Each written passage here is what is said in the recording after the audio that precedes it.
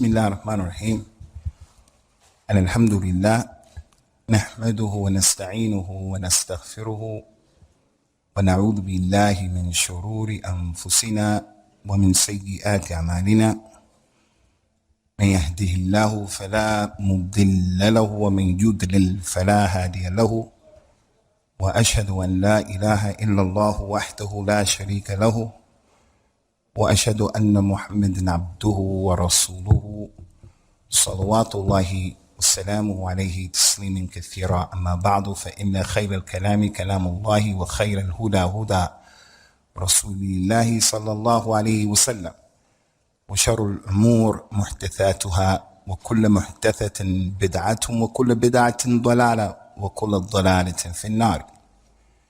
It's been a week now since the beginning of the month of Sha'ban. Right now is the second week of the month, and it is a month that has some fiqh connected to it. The Muslim should be tuned in and plugged into what was the sunnah of the Prophet sallallahu alaihi wasallam to get the most out of the month, as well as to make preparations for the blessed month of Ramadan.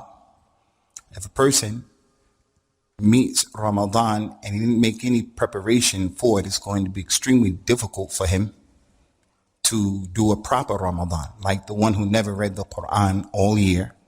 And then the month of Ramadan, he's going to try to read all the Quran in Ramadan. It's going to be difficult. That's why we never do it if our approach is only in Ramadan. I'm going to try to read the whole Quran. Allah Ta'ala mentioned in the Quran, Inna sanulqi alayka qawlan thaqila. I'm going to reveal to you, Ya Muhammad, a heavy statement, meaning the book of Allah. So that heavy statement, that when it used to come down on the Prophet sallallahu alaihi wasallam, and as strong as he was physically, it used to have an effect, an impact upon him to the point where he used to sweat. And he used to struggle physically. So again, just fasting in the month of Ramadan, I don't say that that's haram, but the person won't get the most out of Ramadan because it's not the Ramadan according to the sunnah. And he used to, sallallahu alaihi wasallam, and the arkan of Islam, he used to command the people, Sallu kama ra'aytumuni usalli. Pray the way you see me pray. When he performed Hajj, he told the people, Khudhu anni manasikakum. Take from me the rites of al-Hajj. Just don't do the thing by yourself on your own. Do it the way I'm doing it. So it was the practice of the Salaf, of this ummah, that they just did not go into the month of Ramadan, but instead they started making preparations for Ramadan and the month of Rajab last month. They said that these 3 months, Rajab, Sha'ban, and Ramadan, is like an example or similar to Rajab is like the man who brings the seed and he plants the seed in the month of Rajab, because it's a sacred month. So the person is going to be more cognizant, more aware. This is a sacred month. So let me be better. And then when the month of Sha'ban came, more was done. So it's like the one who comes after planting the seed in Rajab, he comes in the month of Sha'ban and he waters the seed. And then the month of Ramadan is the month for the cultivation or the taking out of the fruit that he planted. Laylatul Qadr and all of the virtues of fasting in the month of Ramadan and praying in the month of Ramadan and sadaqah in the month of Ramadan and dhikr and jihad in the month of Ramadan. So the month of Sha'ban, ikhwani, the companion said that the Prophet sallallahu alaihi wasallam fasted this month, all of it. Some of them said that. He fasted the whole month. Some of them said he used to fast in the month of Sha'ban until we thought he wasn't going to break his fast. And some of them said, as Aisha radiallahu anha mentioned in what was collected by Imam Muslim, ما رأيت النبي صلى الله عليه وسلم استكمل صيام شهر قط إلا رمضان. I never saw the Prophet sallallahu alaihi wasallam fast the whole duration of any month in its totality with the exception of Ramadan. That's the only month, she said, he fasted the whole month, sallallahu alaihi wasallam. But she said he used to fast the majority of Sha'ban except a little bit. So Usamah ibn Zayd, may Allah be pleased with him, he wanted to know why did the Prophet ﷺ fast this month. And as we mentioned many times, this is a sign and an indication that the companions, they were students of knowledge and they wanted to know about their religion. So they used to ask. They just did not sit down and allow themselves to be people who were, if knowledge comes to me like that, it's good. And that's it. No, they used to go out in search of knowledge. And anytime they had an opportunity to ask the Prophet, they used to do that. Sallallahu alayhi wa sallam wa radiyallahu anhum.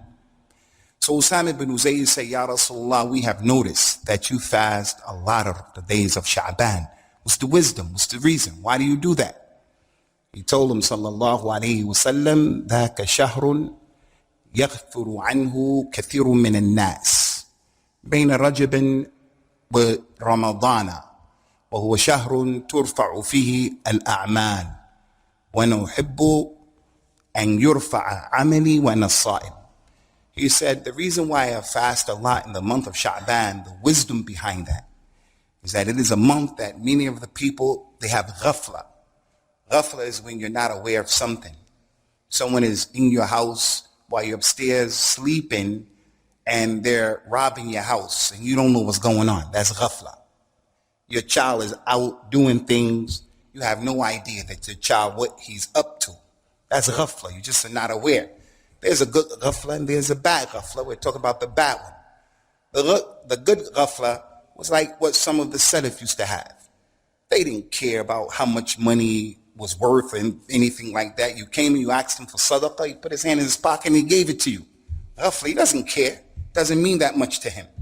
That type of ghafla is good. Someone is dealing with him and the person who's dealing with him is trying to run a scam on him, trying to get over on him, lying. But he doesn't really hold people to that degree. There's Yawmul Qiyamah. If you steal from me, you lie, you oppress me, you're going to get it. So he's easygoing.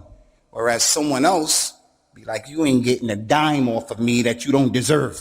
So he wants to make sure all the time. Some people are like that. They take precautions.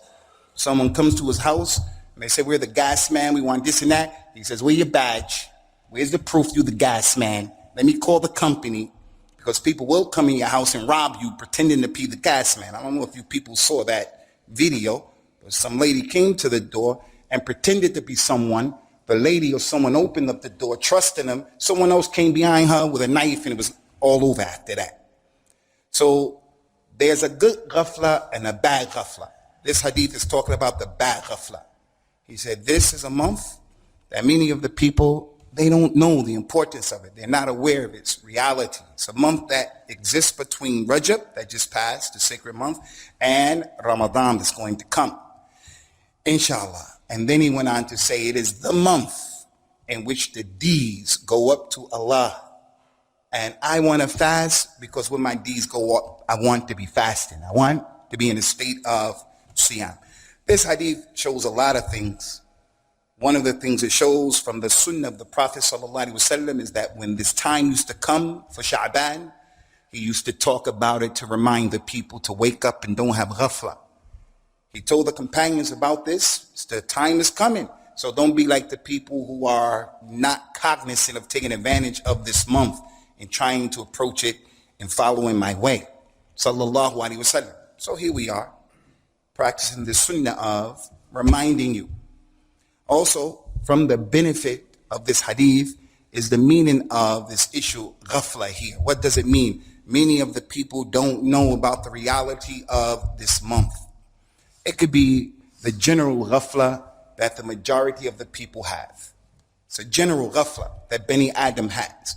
إِنَّ كَثِيرًا مِّنَ النَّاسِ عَنْ آيَاتِنَا لَغَافِلُونَ. Allah said, verily, many of the people concerning my ayat, they are not cognizant. So people are just not aware of the importance of Yawmul Qiyamah. Yawmul Qiyamah. Death is close. There's an ayat in the Quran. Allah Ta'ala mentioned to the Prophet and he commanded the Prophet sallallahu alaihi wasallam, وَعْبُدْ رَبَّكَ حَتَّى يَأْتِيَكَ الْيَقِينَ. Muhammad, worship your Lord until the yaqeen comes. Some of the ulama said that yaqeen is worship Allah until death comes. just yaqeen. Another meaning of yaqeen is worship Allah until you get white. If you have white in your hair, white in your beard, it means you're getting older and death is real close. So worship Allah, because you more than anyone should be paying attention. But people have ghafla about that. Ghafla can also mean, ikhwani, those ayat that come to the people and they don't pay attention to it. For an example, some people, their religion is a religion that is weaker than the spider's house. They are Muslims and they're practicing al-Islam and they don't know what they are doing. Their religion is what I would call, as I mentioned many times, the religion of hocus pocus, open sesame, Aladdin, take the lamp and you rub it like that and the genie comes out, the jinn, and he says, okay, with a turban on, make 3 wishes. Their religion is like that. Whose religion is like that? Hocus pocus, open sesame, that khurafat that we see growing up on TV cartoons. Shaitan has horns, he has a tail. Some people, their religion is like that. The Prophet's shoe, sallallahu alaihi wasallam, all of those lights for his mawlid, for the 27th of Rajab, because it's al-Isra wal-Mi'raj. When someone dies, we come to the masjid, we sit around, and we make things difficult on them and ourselves in the masjid. It's not a religion of purity. It's not a religion of the sunnah. So as it relates to the issue of ghafla, many people, as it relates to those ayat of the Quran and the sunnah that come to us telling us, don't fall into innovation, don't change the religion. The person's religion is innovation. That's ghafla. His religion is innovation. And it's ghafla, just doesn't know. Now don't get me wrong, doesn't mean that people are perfect. We're all going to make mistakes. We're all going to make mistakes. But we have to be those people who, he used to always pray in the first row on the left side. And then he heard that the Prophet ﷺ said the best row to pray in was the first row on the right side. He never knew that. He used to not do that. He was always on the left side. But then when he heard this hadith in the khutbah and the dars, knowledge came to him and he started going on the right side. And then if he couldn't get the right side, he would get the left side. So that's a person who has some religion. We're not talking about the person who's from the Malaika. He doesn't make any sins. No. We're talking about a person who, when the haqq comes to him, he could take the truth. If he didn't know the haqq, he can take it when it comes to him.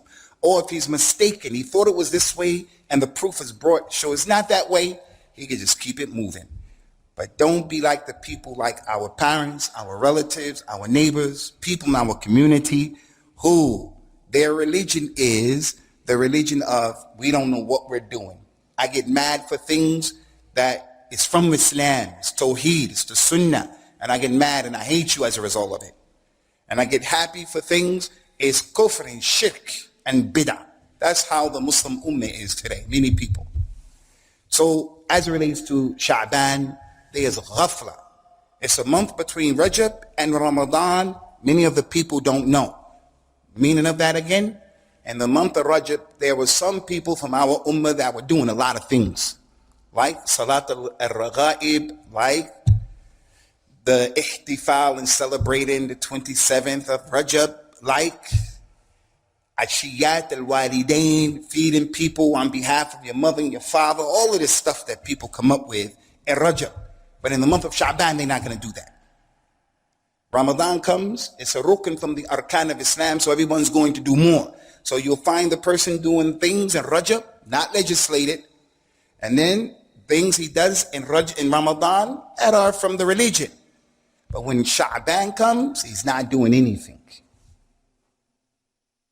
So that's the meaning of that aspect of the hadith. And then the last part of the hadith, he says, sallallahu alaihi wasallam, I fast in this month because it's the month in which the deeds go up to Allah. So we got to understand something that's quite important as it relates to our lives as Muslims and our deeds. The deeds, they go up to Allah subhanahu wa ta'ala every single day. Every single day. He told us in an authentic hadith, sallallahu alaihi wasallam, that at the time of Salatul Fajr, there were malaika with the people. There are a group of malaika who come from the heavens and they take the place of those malaika that were present for Salat of al-Fajr. And then those that were there from the previous day, they go up to Allah and Allah asks them, how did you leave my servants? And He knows. They said, we left them praying Salat al-Fajr. So Allah Ta'ala accepts their deeds. And this is one of the proofs of the importance of praying Salat of al-Fajr in the Jama'at, because Salat al-Fajr kanat mashhuda. It is a prayer that is witnessed by all of those malaika. And then at Asr time, some new angels come down, and those angels that were there since Fajr time, they go up. And they replace each other. The angels that go up, Allah asks them, how did you leave my servants? They said, we left them praying, and He knows, Salat al-Asr. So every day, the deeds go up to Allah Azza wa Jal, Salat al-Fajr and Salat al-Asr. Also, the deeds go up to Allah every single week, every day and every week. He mentioned sallallahu alayhi wa sallam, تعرض الأعمال في كل جمعة مرتين يوم الاثنين ويوم الخميس. The deeds go up to Allah to be accepted every week 2 times, on Monday and on Thursday. In another hadith, they asked him, why do you fast on Mondays and Thursday? He said, that's the day the revelation came to me, and that's the day that I was born. Another narration, why do you fast Monday and Thursday? He said, because the deeds go up to Allah on these 2 days, and I want my deeds to go up while I'm fasting. So the deeds go up to Allah every day, Fajr, Asr, and every week, Monday and Thursday. And the deeds go up to Allah once every year. And that's on the 15th day of Sha'ban. Like this hadith that we're talking about said. Why do you fast, Ya Rasulullah, in the month of Sha'ban? Because it's the month that many people, they don't know the reality of it. It is between Rajab and Ramadan. It is the month in which the deeds go up to Allah. So you remember that. The deeds go up to Allah every day, Fajr and Asr. Every week, Monday and Thursday, and once a year, and that is the day of 15th of Sha'ban. So it is an important day in the life of the Muslim, like these other days that were mentioned.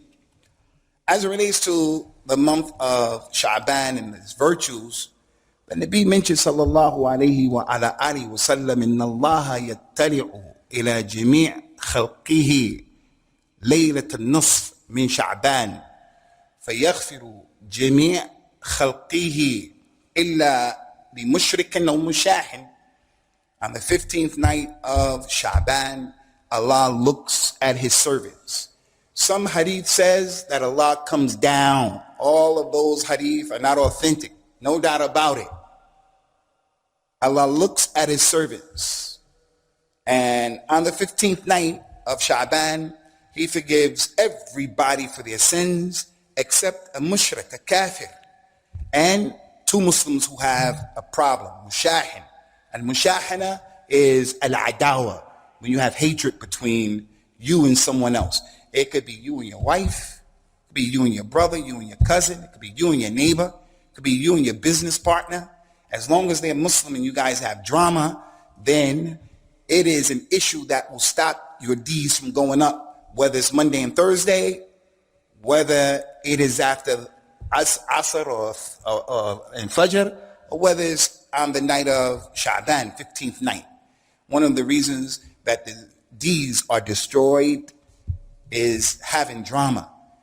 And the motivation for the person who has al-Iman and the muhsin is humble yourself and do your best just to make peace with people, especially people you know the drama that you have.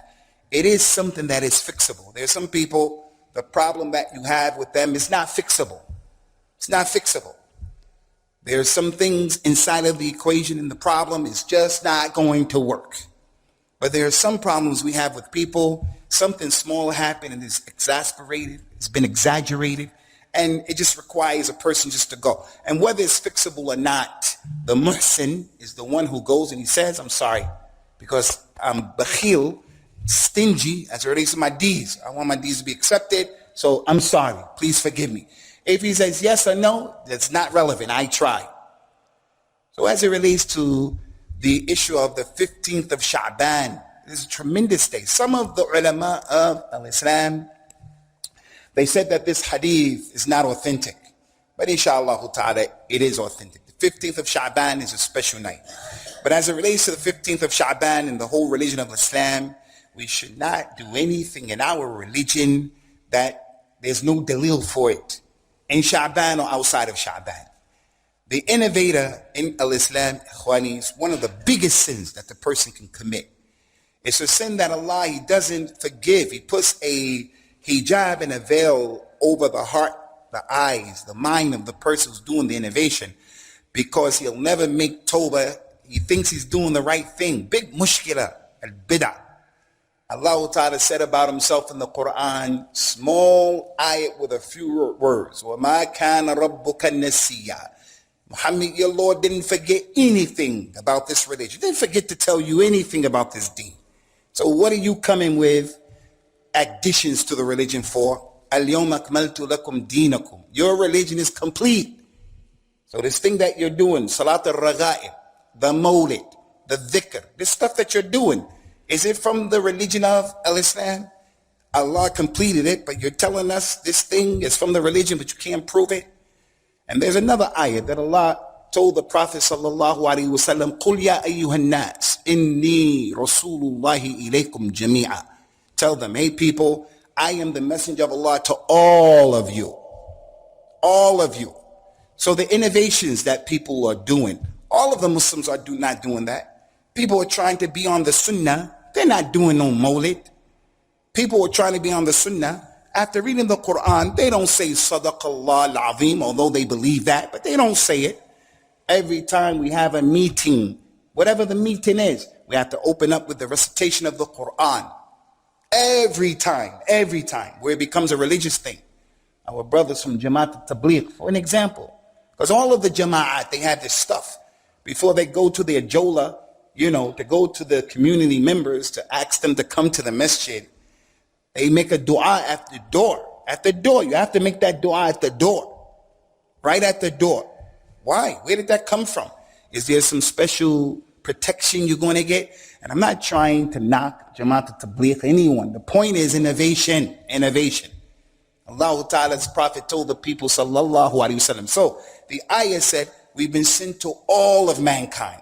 We weren't sent to a group of people to do their innovation. Just going to do your innovation. Everybody is supposed to be doing the same thing. And no one is supposed to be doing something that's added. رُهْبَانِيَةٍ ابْتَدْعُوهَا مَا كَتَبْنَاهَا عَلَيْهِمْ. Allah mentioned about the Yahud and the Nasara. He said it is a state of aestheticism that we did not reveal it to them. We didn't send it to them. We didn't make that wajib upon them.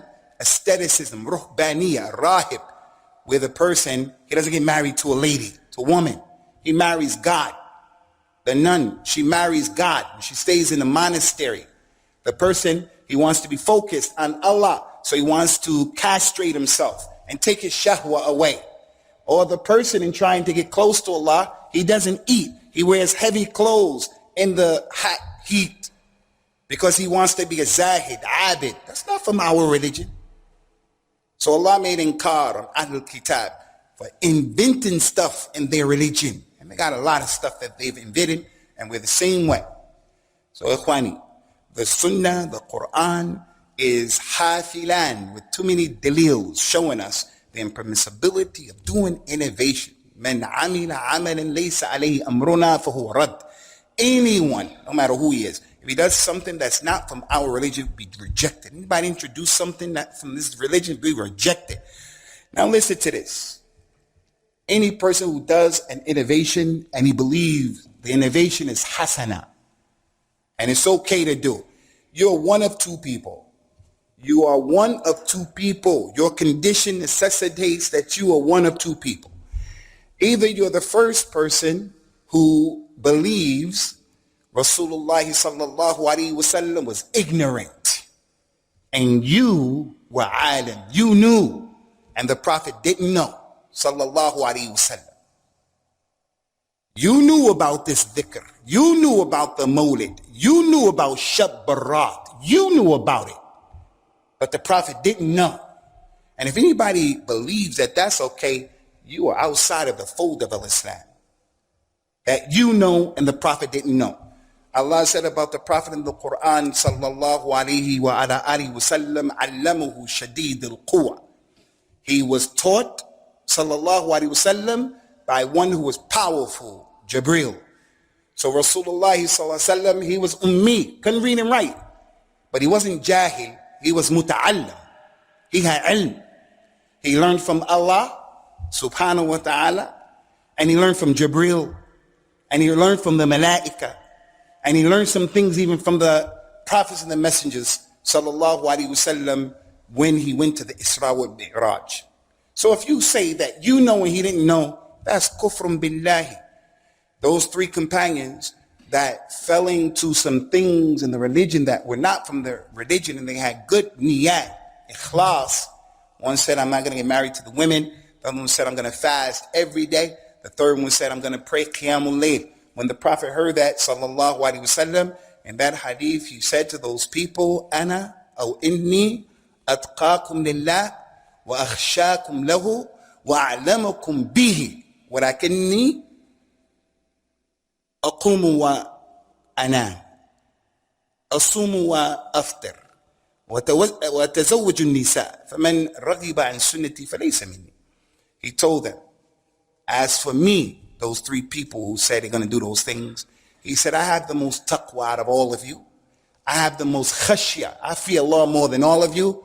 And I have the most knowledge. I have the most knowledge. Not I have some knowledge. I have the most knowledge out of all of you. But you're telling us he was ignorant. And he didn't know about the virtues of the Mawlid and Shab Barat. He didn't know. You knew. Your sheikh knew. Your people knew. Your masjid knew. Outside of the fold of Islam, the person who believes that that's okay to think that. That's one of the dangers of innovation. That he can't see this is what he is saying in essence. I know and the Prophet didn't know because he didn't come in and tell us about it. Sallallahu alayhi wa ala alihi wa sallam. Okay. He doesn't believe he's more knowledgeable than the Rasul of al-Islam. He doesn't believe that. Alhamdulillah. He's not that person. Then he's going to be the second person. La bud. He has to be one or two. The second person is the one who says that the Prophet knew, sallallahu alaihi wasallam, and he had knowledge, but he hid the knowledge. He didn't tell us about Shab Barat. He didn't tell us about the Mawlid. For some odd, strange reason, he thought it would be in the best interest of the community just to be quiet. If you believe he did that, and that's possible, that's kufrun billahi. It's kufrun billahi.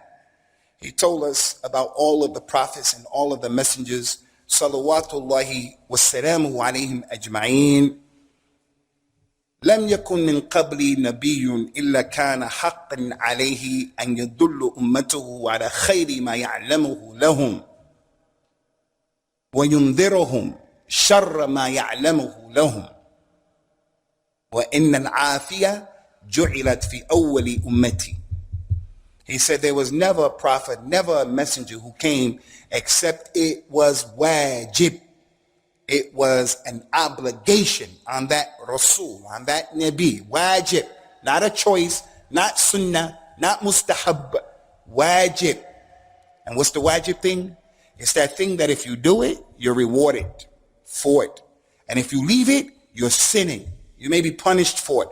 It was wajib upon the Rasul and the Nabi to tell the people about all of the good that they knew and to warn them about all of the evil that they know about. So if a prophet knows this thing is good or this thing is evil, he has to share it with the community. Can't keep quiet about it. Has to tell them. He said, and al-afiyah, a good condition, a good situation has been made for the first of my ummah. Why did he say that hadith, that part of the hadith? That the companions, radiyallahu anhum, they were on as-salama and they were on al-afiyah, their religion in the beginning. That is the example for us. They were doing the right thing, as Allah mentioned in the Quran, وَمَا بَدُّلُوا تَبْدِيلًا. They ain't changed anything about the religion of the Nabi. When he came, sallallahu alaihi wasallam, and he died, they were doing the same thing that he brought, and they didn't do anything new, anything. After he died, sallallahu alaihi wasallam, وَرَضِيَ اللَّهُ عَنْهُمْ أَجْمَعِينَ. So this issue, ikhwani, of innovation like Shab Barat is something that a Muslim who has aql should avoid. There's another crazy innovation.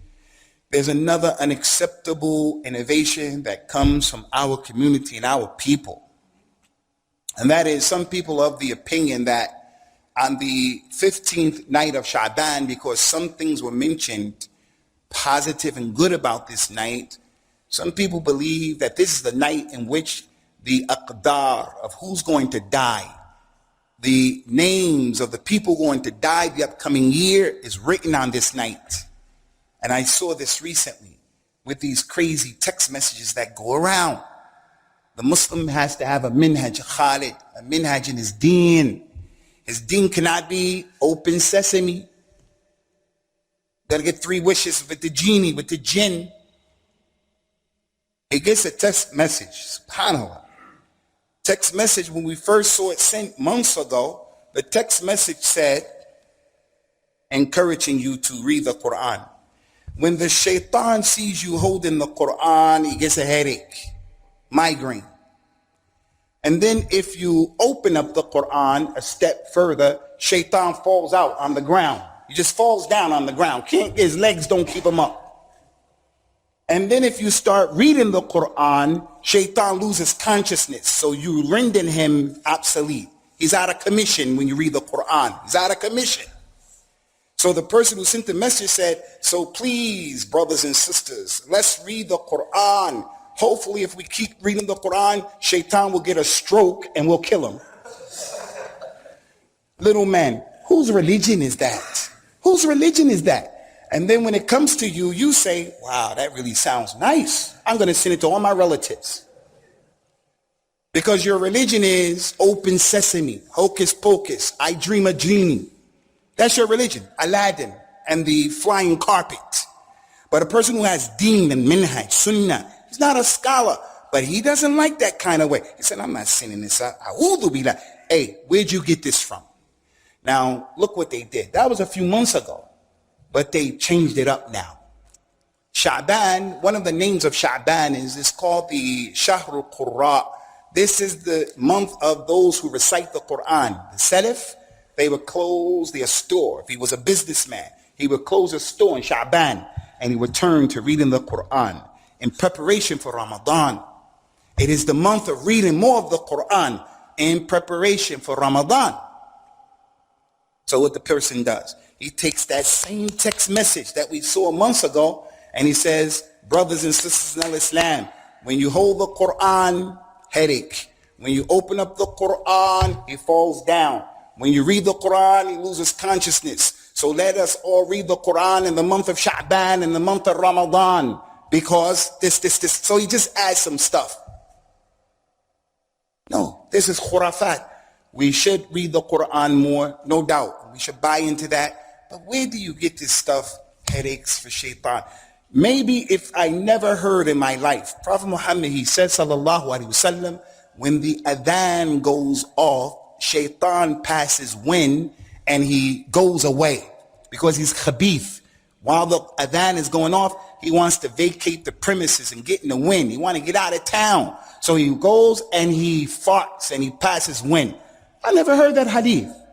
So when a person shows me, that hadith is authentic, I say, subhanallah, that dirty shaitan, that guy. Yes, it's kind of weird, passing wind, but it's authentic. Okay, where do you get this headache stuff, backache, his spine get twisted, his knee has arthritis? Where do you get that from? You have to have dalil for things like that because it's from the ilm al-ghayb. This is what the Jews and the Christians do in their religion, ikhwani. They are allowed to be liberal, to say whatever they want to say, to do whatever they want to do. But even with those people, they have those people trying to hold on to what they perceive as being the way of their salaf. There's some Yahud who are against the Zionist state of Israel. They're against it. And they're against Zionism. In London right now, their women are not allowed to drive, and so many things that they do and don't do different from the Zionists practicing Jews. They're different. They're Christians like that. Christians don't believe in the Trinity. Am I saying they're from Ahl al-Islam, Ahl al-Tawheed? No. They're from those people who have shirk and kufr. You have to believe in Muhammad as well, sallallahu alayhi wa ala alihi wa sallam. But they do have some people who are trying to keep things pure. And our religion, we all have to make jihad and efforts to be from those people, who want to worship Allah correctly. So avoid that issue of Shab Barat and believing in the craziness. How do we know? And why would they say that the lives that are going to be lost are written down on the 15th of Sha'ban? There is a hadith in which it is said that one of the companions, could have been Aisha, Usamah, I don't remember Aisha. She said, Ya Rasulullah, why do you fast so much in Sha'ban? Is it your favorite month? And he said, yes, on the 15th night of Sha'ban, all of the souls of the people going to die in the coming year, they are written. So if my soul has been written to die, I want my soul to go up while I'm fasting. I was fasting. Now that hadith that is going around in the text message, and they put Sahih Bukhari and Muslim. And this is why you have to be careful with some of the people, whether he speaks, the khatib. You can't just believe everybody. The ulama al-hadith, some of them were very strong, and some of them had different levels of hifz. Everybody is not the same. So he could be a good person in his deen, Sunni, Salafi on the religion, but his memory is not as good as it used to be, for an example. So you just can't believe everything because it's person of the Sunnah. Can't be like things that you heard before. Okay, that's true. But if you hear something that doesn't sit right with you, don't reject it and denounce it, but go back and check it out, no matter who said it, Abu Usamah or anyone else for that matter. If it doesn't sound right and you go back and you check it for yourself. Because anybody can make mistakes. And everybody, they do make mistakes. And you don't want to be like those people of the past who they never wanted to be wrong. And they're present right now, especially right now. They never say Allahu A'lam. They never say La Adri, never. And they're always playing games. The scholars used to write books about these kind of mushawwishin, mushadhabin. The man came and he's telling the community, I took from Imam Ahmed and Ali al-Madini. And Imam Ahmed and Ali al-Madini is there in the audience. So when they hear that, they look at each other, I don't know him. You know him? No, I don't know him. Excuse me, I'm Ahmed ibn Hanbal and I'm Ali al-Madini. I don't know you, I never even met you. Well, you think you're the only Ahmed ibn Hanbal? You think you're the only Ali Madini? So he's making it up like there's some other Ahmed and some other Ali Madini because they caught him in a lie. There are people who are like that. They make up stuff and they send the text message and say, Sahih Bukhari and Muslim, knowing that the Ummah of al-Islam, whenever Sahih Bukhari and Muslim, the one who has a deen, he knows that this hadith, it has passed all of the tests. He has no doubt about it. But what that guy is attributing to an Imam Bukhari Muslim is not even authentic. Don't be like that. Those people. And their stories are crazy, crazy. He'll make up a hadith and he'll say the hadith is in the Mu'jam al-Kabir, the Mu'jam of al-Imam al-Tabarani. You say, what do you mean, the Mu'jam of al-Imam al-Tabarani? That hadith is not in there. Hey, you dumb? Are you dumb? You think there's only one Mu'jam by Imam al-Tabarani? There's some other Mu'jam.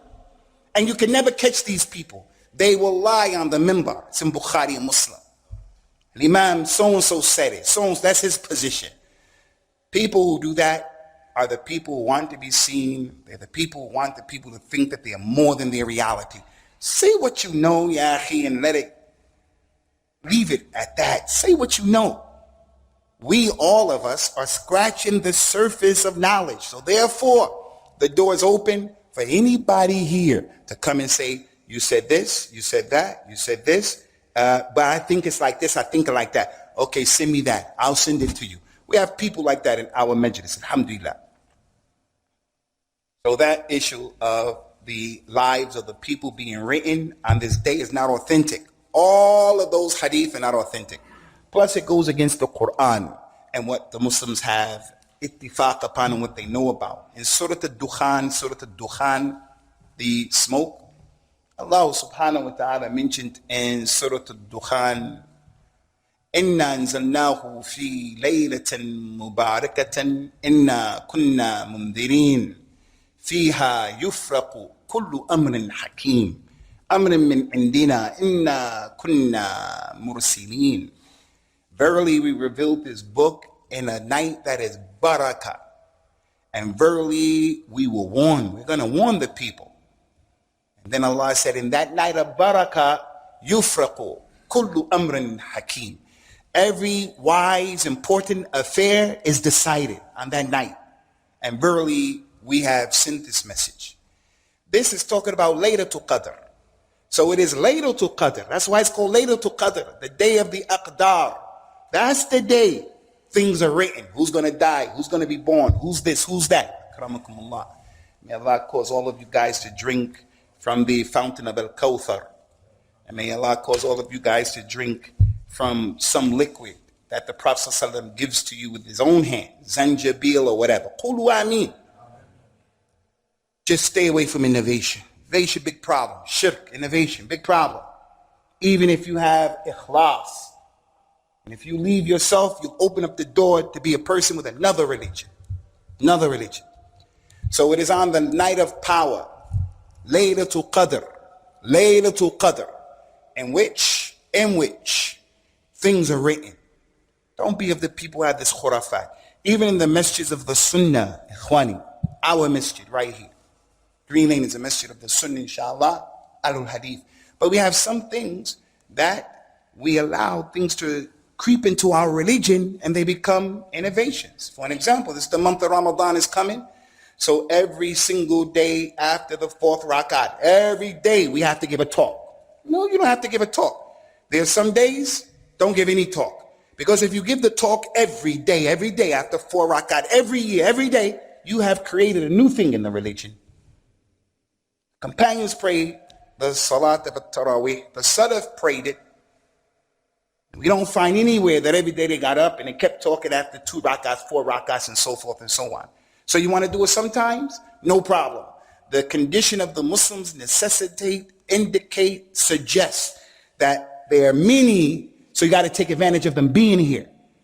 Imam Sheikh Al-Albani, he was asked about those people who make hajj, tulabul ilm, young brothers, they have knowledge, they're with the hamla, you're making hajj, 80 people, 180 people in your group. So every day after Salat al-Dhuhr, you're going to talk in Mina. Every day after this, you're going to talk because you want to educate the people. Is that permissible? Those scholars say, yeah, you can do that because why? Now everybody is there and you got to take advantage of the opportunity to give them irshad, to give them tawjihat. So the Prophet ﷺ, although he didn't sit after Salat al-Dhuhr, after Salat al-Asr, and alhamdulillah, but he was instructing the people all the time. So my point is, stay away from the innovations. Okay, Khwani, we're going to stop here, inshallah ta'ala. If you brothers have any questions, we'll answer your questions very quickly.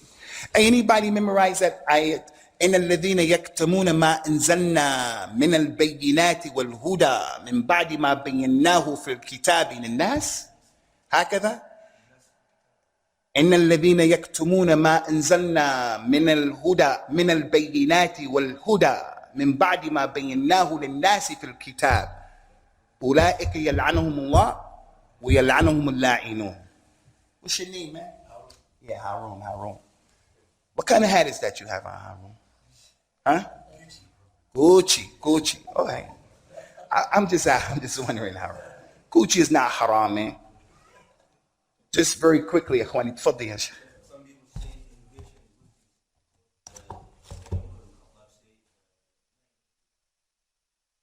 Yeah, good question, Akhi Kareem. Some people say that there is a good ni'mah, a good bid'ah. And some of the ulama said this as well. Some of the ulama of Islam said that there is a bid'ah hasana. There's a bid'ah that is hasana. And some people rely on the statement of Umar ibn al-Khattab, which is authentic, where he came to the masjid and people were praying, and they were groups, and then he put everybody behind Ubay ibn Ka'b, Tamim al-Dari, and he said, this is a good bid'ah, this is a good bid'ah, this thing that I did. So they said, Umar said it's a bid'ah hasana, and we've been commanded to follow Umar because it's from the Khulafa al-Rashidin. We say that Umar radiyallahu anhu, when he said this is a good bid'ah, we meant linguistically, clearly, he didn't mean a bid'ah in the technical religious sense. The meaning of a bid'ah is something that has been introduced in the religion in an attempt to get close to Allah. It's been introduced by someone else. The microphone is not a bid'ah in the religion because it's not introduced in the deen to do something in the deen. Doing this thing is not a bid'ah because it's not introduced like that, a religious issue. It's introduced in the deen, and a person wants to get close to Allah with that particular. Umar didn't mean that. What Umar meant was changing what the people were doing to what I did. This is a good thing. This is a good thing. As for the dalil of the permissibility of Taraweeh, you're going to hear about all of that, I'm sure, in a month to come. Any more questions, Ikhwani? Any more questions? Last question. Tfaddal ya akhi, Harun. Now, the hadith specifically mentions the 15th day. 2 hadith. The hadith that the Prophet said, sallallahu alaihi wasallam, Allah looks at his servants on the 15th of Sha'ban, and he forgives everyone. There's another thing I forgot to mention. There is a hadith that says, even, and it's authentic. The second one. Glad you mentioned that, Harun. SubhanAllah. May Allah give you barakah. He says, sallallahu alayhi wa sallam, إذا انتصف شعبان فلا تصوموا. إذا انتصف شعبان فلا تصوموا. If the 15th day of Sha'ban comes, don't fast anymore. Some of the ulama said this hadith is not authentic. Al-Imam Ahmed said it's not authentic. Some of the big scholars of Islam said it's not authentic. Ali Madini said this hadith is not authentic. But other major scholars said it's authentic, and it appears to be authentic. So if you believe it's authentic, it causes a little bit of problem. Does that mean that I can't fast after the 15th? Some people took that position. They took the zahir, apparent of the hadith. If the 15th comes, don't fast anymore. That's an opinion. But it doesn't seem the strongest opinion. The scholars of Islam said the meaning of that hadith, wallahu alam, is if you are a person who didn't fast all of the month, then when the 15th comes, don't start fasting. That's ijtihad from them. That's ijtihad. If you didn't fast all month and you wanted to start the fast after the 15th, the one who made that ijtihad has to bring his dalil. So they tried to give a plausible answer. I'm not making istihana of what they said, putting it down. But that is ijtihad, and it's an opinion. One opinion, don't fast at all after the 15th. Second opinion, if you didn't fast, the meaning of this hadith, you didn't fast up until the 15th, don't fast after that. Another opinion is no. You can fast as much as you want in the month. Because the Prophet told us, sallallahu alayhi wa sallam, لا تقدموا رمضان بصوم يوم أو يومين. Don't fast before the day of Ramadan by 1 day or 2 days. You want to be sure, so you fast a day or 2 before Ramadan to be sure. So that if you're not sure, is it really Sha'ban or Ramadan? You know, because we mess up on the months. He said in the hadith, except a man who used to fast all the time. He fasted every Monday, every Thursday. He fasted 1 day on, 1 day off. So now, Monday or Thursday, Ramadan is gonna be Friday. He always fasts Monday and Thursday. Tomorrow's Thursday, inshallah, he's gonna fast Sha'ban. Because he always did it. So the hadith said, don't fast before Ramadan by 1 day or 2 days. So okay, it's past 15 days. You guys get the picture? He said, except a man who's always fasting. His thing is to fast a lot. So this one is allowed. So that allowed them to fast after the 15th day. So it's a bit of ikhtilaf in the issue. I'm not going to tell people don't fast. I'm not going to tell people that. I say fast as much as you can possibly fast in this month of Sha'ban. هذا وصلى الله وسلم وبارك على نبينا سبحانك اللهم وبحمدك واشهد ان لا اله الا انت استغفرك واتوب اليك. السلام عليكم ورحمه الله.